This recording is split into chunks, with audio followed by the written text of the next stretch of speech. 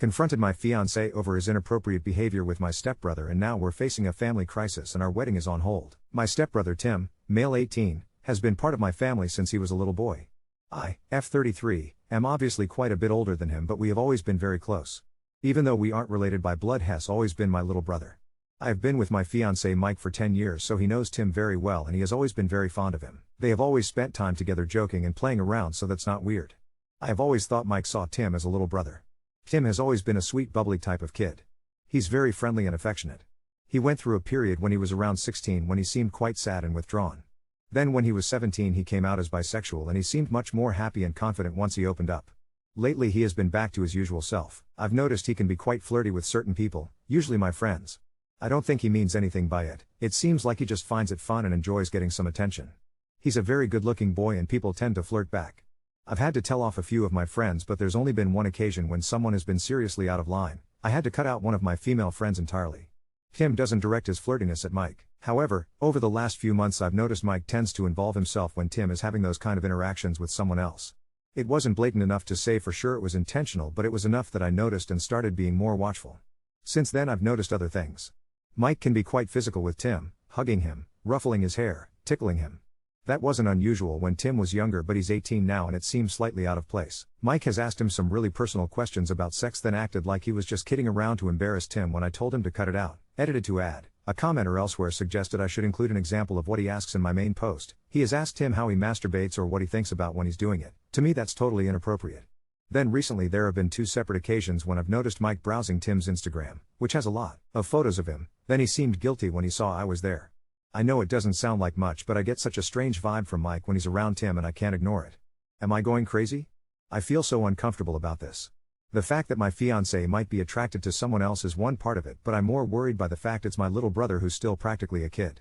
Part of me thinks/hopes I might be imagining things because of what happened with the friend I cut out, but I'm just not sure.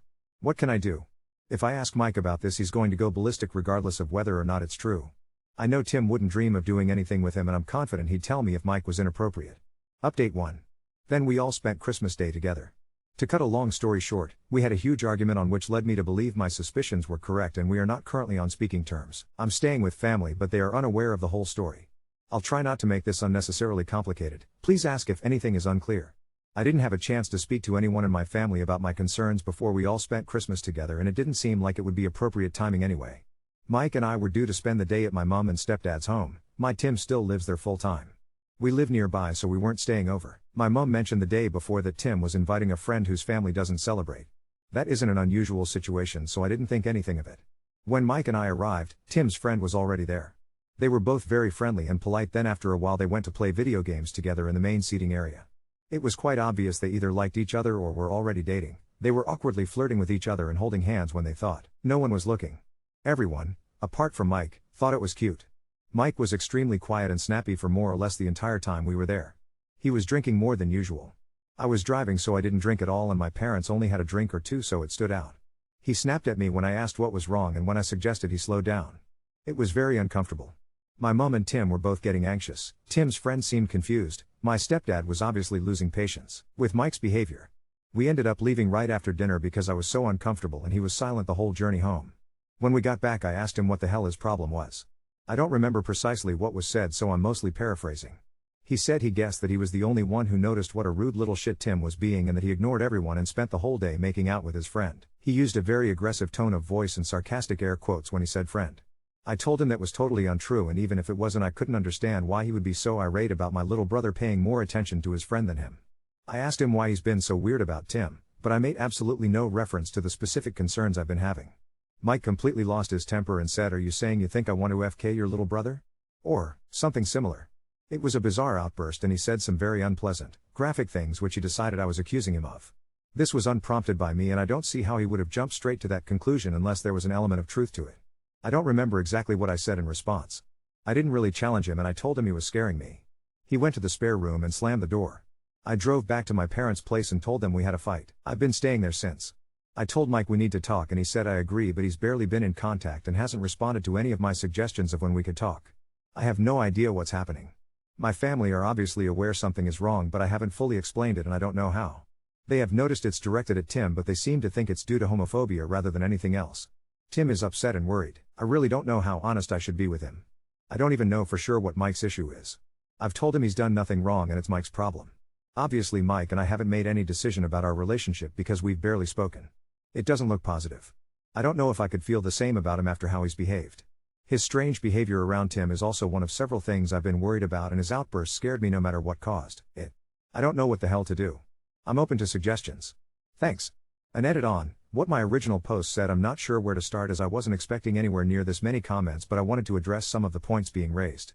I know I've been sent some private messages, but I can't read them without using the app, and I'm paranoid that if I use the app it will link this to my main account.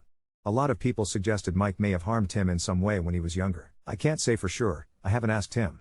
Obviously I don't want to believe that could have happened, but I realize even people we love and trust can sometimes be capable of doing awful things.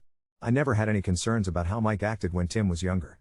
There were also a lot of things going on for Tim that we are already aware of that explain why he was sad and withdrawn. I've never had any impression before now that Mike was confused about his sexuality. If that's something he's struggling with, it's possible that that's what's causing him to lash out.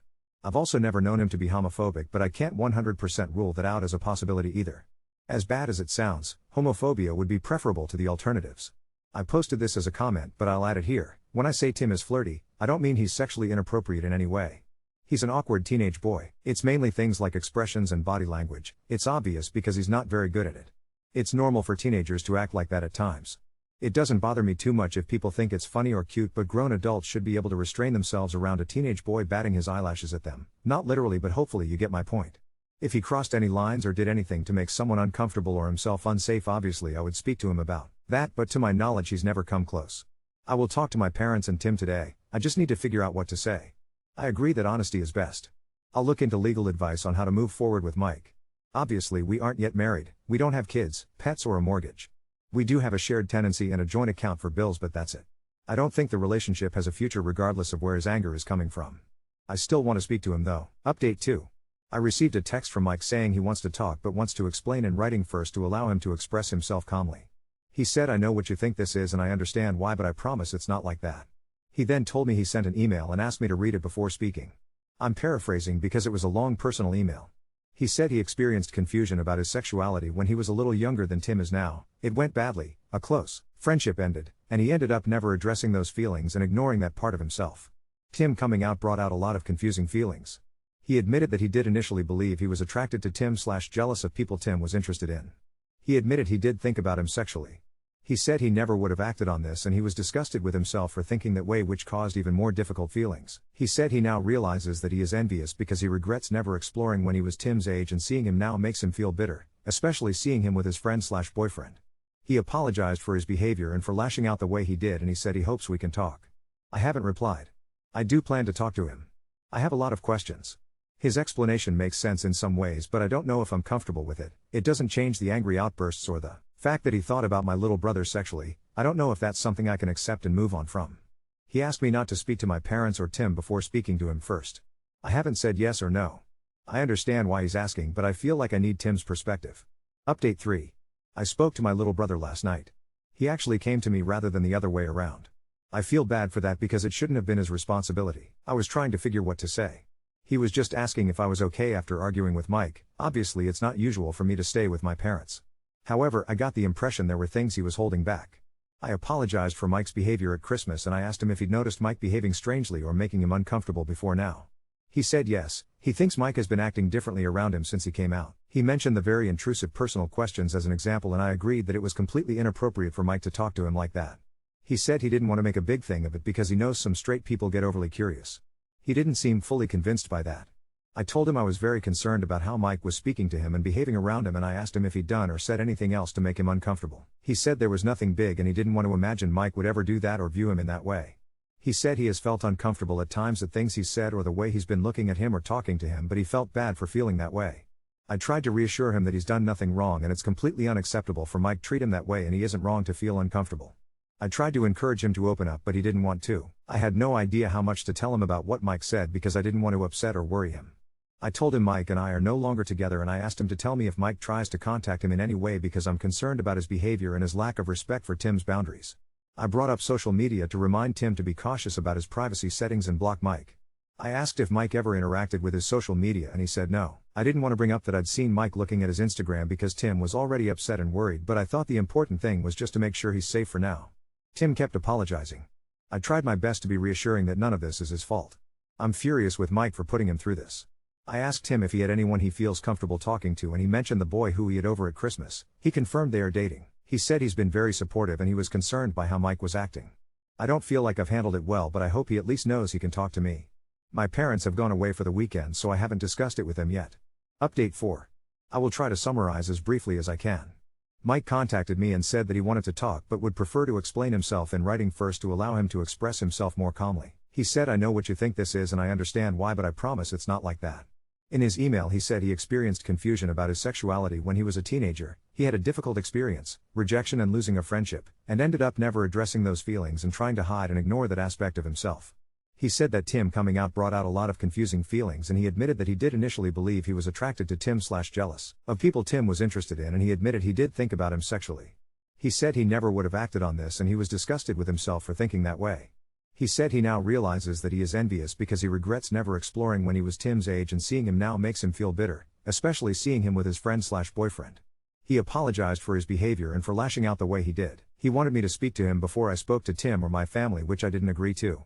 Ultimately, the fact that he has been struggling with his sexuality doesn't change the fact that he has been experiencing sexual attraction to my teenage brother and has been speaking to him inappropriately and having angry outbursts. After I received the email, I spoke to Tim. I apologized for Mike's behavior at Christmas and I asked him if he'd noticed Mike behaving strangely or making him uncomfortable before now. He said yes, he thinks Mike has been acting differently around him since he came out. He mentioned the very intrusive personal questions as an example without any prompting.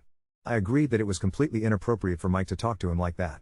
He said he didn't want to make a big deal over it because he knows some straight people get overly curious, but he didn't seem fully convinced by that. I told him I was very concerned about how Mike was speaking to him and behaving around him, and I asked him if he'd done or said anything else to make him uncomfortable.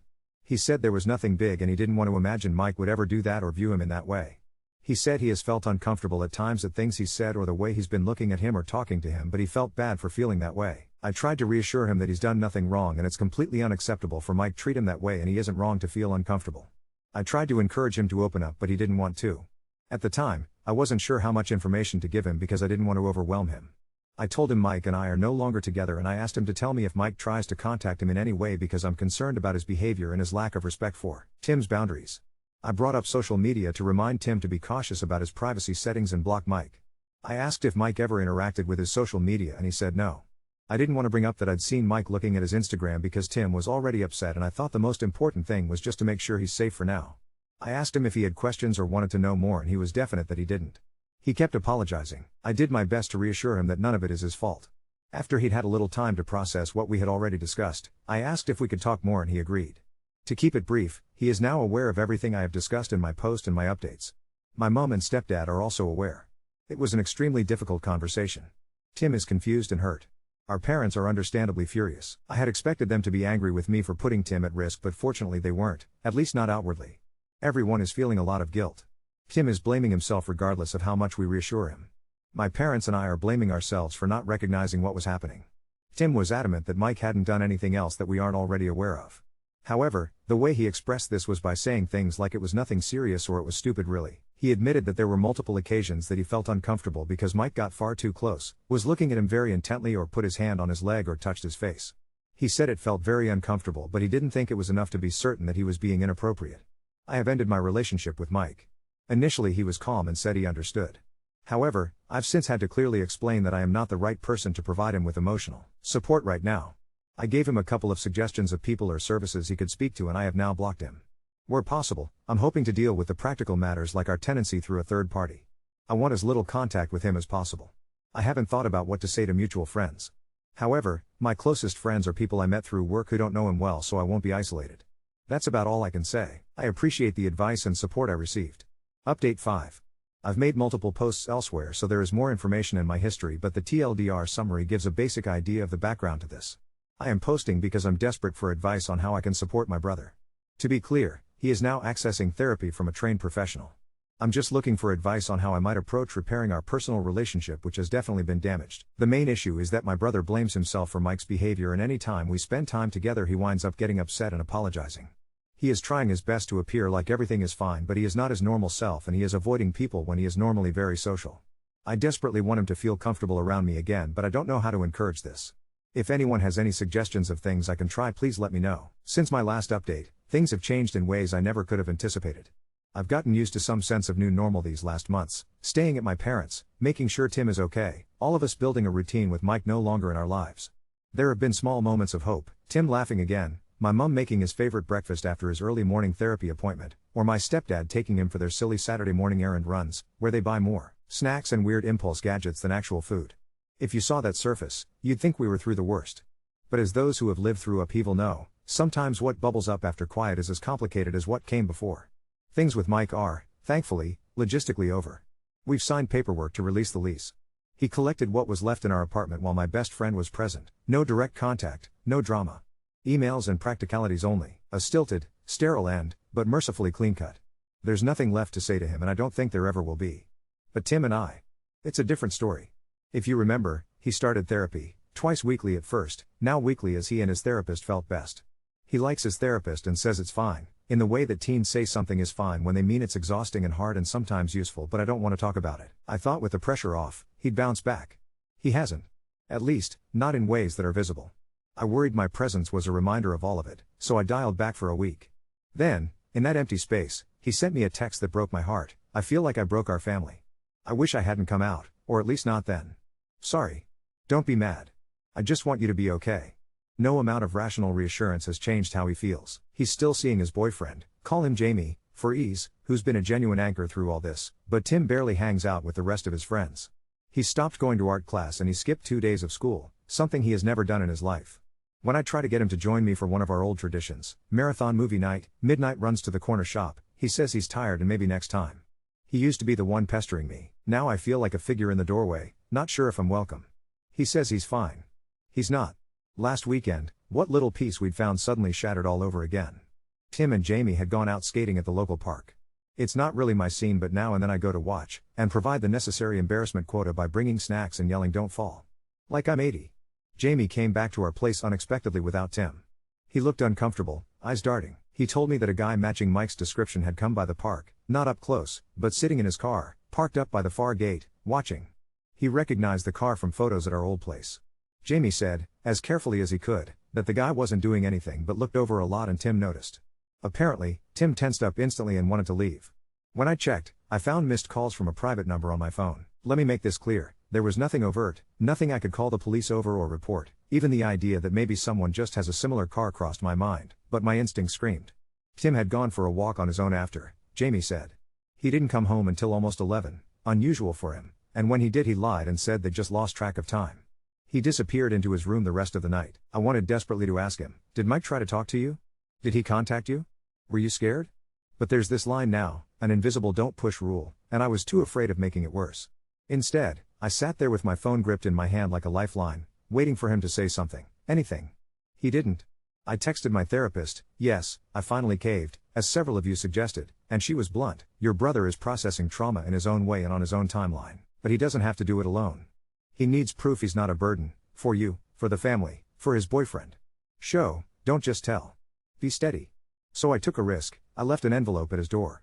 Inside was a dumb drawing of a blobby superhero labeled Captain No Blame, complete with a speech bubble. It's literally my job to take all responsibility for you being awesome. Sorry, I don't make the rules. I wrote, I know you feel like everything is ruined, but you make life so much better, you always have. I have blamed a lot of people for a lot of things, but never you. Can we do tacos for dinner and talk about the weirdest dreams we've had? No Mike talk, promise. Love, your pain in the ass big sister. The next night, I got home to find 3 tacos on my pillow. Tim was curled up on the sofa doing homework. He didn't say anything beyond hope you like spicy, but that was maybe the most him thing he'd done in weeks. We watched trash TV together, and finally, during the ad break, he started telling me this elaborate story about a dream in which our cat became mayor and imposed a curfew on all humans. I laughed so hard I nearly cried and he grinned for the first time since Christmas. Small victories. I am trying not to overreact or hover. Jamie and I have kept in touch and agreed that if either of us sees anything strange, a car lingering too long, a blocked number, anything, it gets reported, full stop. The police, after several long conversations, told us they'd make a note, and if there's any evidence of unwanted contact they will intervene. Tim knows this, but I suspect the knowledge brings little true comfort. This week, therapy uncovered deeper things. My parents and I sat with him for a family session. It was harrowing and honest, but weirdly freeing. My stepdad apologizing for missing signs, my mum breaking down and saying she wished she'd paid closer attention, Tim sobbing and saying he wished he were less trouble. For the first time, he admitted how unsafe Mike made him feel, not in a way where he feared direct harm, but in a way that shattered his autonomy, his trust in grown-ups, even his confidence in his own instincts. He said he wishes he'd told us sooner. We all cried. No solutions, but suddenly the air felt less heavy with things unsaid. A few nights later, when I thought he was asleep, he messaged me, "Is it bad that I just want to forget he existed?" I told him I understand, and I do. I want to say that life is fixed, but it isn't. Tim still has nightmares. He double-checks locks. He doesn't want to invite anyone over for game nights. He's quieter at the dinner table, but there are bright moments, late-night board games with Jamie, really terrible puns texted to me and my mum, doodles left on the fridge. There's talk of maybe doing a trip this summer, or him starting art class again. Small steps into the world, into trust, into comfort. I realize repairing our relationship isn't about some grand gesture or magic phrase. It's breakfast and movie nights, showing up, forgiving ourselves for what we missed, and letting him move at his own pace. It's being there with tacos and silly drawings and a quiet seat nearby, so when he feels brave enough to take the next step, he knows with every bit of his heart that I'm right beside him. Update 6. Since my last update, I feel like our lives have twisted again on an axis, unexpectedly, and not all for the worse, though there have been moments I question reality. In the gray lull after the family therapy session, spring was inching in, light and rain in equal measure. The aftershocks were brutal. Some days Tim was so listless you could barely get a word from him, others he was frenetic, spring cleaning his room at 2 a.m. or reorganizing his bookcase by level of trauma induced. Mike goes in the bin, he half joked, we had landed in this weird, unmoored space, all of us trying to guess each other's needs and tripping over our own guilt. Tim's always been brilliant, creative, a bit eclectic, artsy but with the kind of dry which you only catch if you're listening. He'd started talking about universities last summer, swearing he'd stay at home and commute forever. But suddenly in April, an invitation landed for a campus open day, a top art program a few hours away. I was positive he wouldn't even look at it. I'd left it out for him as a sort of passive encouragement, with zero hope he'd bite. Then, one Thursday night, he appeared at my bedroom door and said, "Would you go to this thing with me? Like, just to see." We drove up together on a Saturday. I had expected nerves, tears, maybe a panic attack. Instead, I got 4 hours of Tim grilling the poor student reps about their worst professor anecdotes and rate the communal kitchens from germiest to least. He made new friends almost instantly, a cluster of students from all over, drawn in by a group sketching challenge and Tim's easy chatter. When I hovered at the edge during lunch, he actually waved me over. He seemed, in those moments, not just like his old self, but a version I'd never seen before. He was thriving. On the drive home, he was silent for a while, then said, "I feel like if I left, it wouldn't be running away from everything. It would be running toward myself. That makes sense, right?" It nearly broke me open. I said yes. God, yes. The next week, Tim did something even more unexpected. He confronted Mike. No, not face to face. Please don't freak out, I nearly did when I heard. He wrote a letter. He didn't ask my permission, and honestly I think if he had, I would have talked him out of it. But it was his decision, and his therapist supported him. The gist, which he read to me over lukewarm noodles at 1 a.m., he told Mike, with the bluntness you only get from raw anger, exactly how he'd made him feel. He wrote, "I will never forgive you for tainting what was safe, for making me question if being open about who I am is dangerous, but none of your confusion or shame is my fault. I hope you get help. Do not contact me again. I get to move forward, whether you do or not." He didn't send the letter. He burned it in the garden. He watched the flames with this strange calm I hadn't seen in him in months. I think, maybe, he just needed to say it somewhere. I sat with him. I made hot chocolate at midnight. I didn't say anything wise, just squeezed his shoulder and left the mug by his side. Meanwhile, Jamie has become part of the scaffolding propping all of us up. He comes by most weekdays, never asks questions, just folds himself into whatever rhythm our family's in that afternoon. Sometimes it's homework, sometimes it's helping my stepdad rake leaves, sometimes it's draining the fridge of snacks while Tim sketches. Jamie helped Tim reach out to a new art club, one unaffiliated with school, full of people who only care if you like gouache. Tim started going. Twice he even invited me to the Saturday showings. "I'm not cool enough," he says with a grin and dramatic eye roll, but suddenly his world looks bigger, with possibility pulsing at the edges. The Mike situation, well, my parents pushed to make things official. After the park incident, and another coincidence, Mike's car parked a block from our house 2 Saturdays in a row, my mum finally went full mama bear and filed for a non-molestation order. The police were supportive. Nothing's come of it yet, but just that this adult action is happening has changed something in Tim's posture. He stands up a little straighter.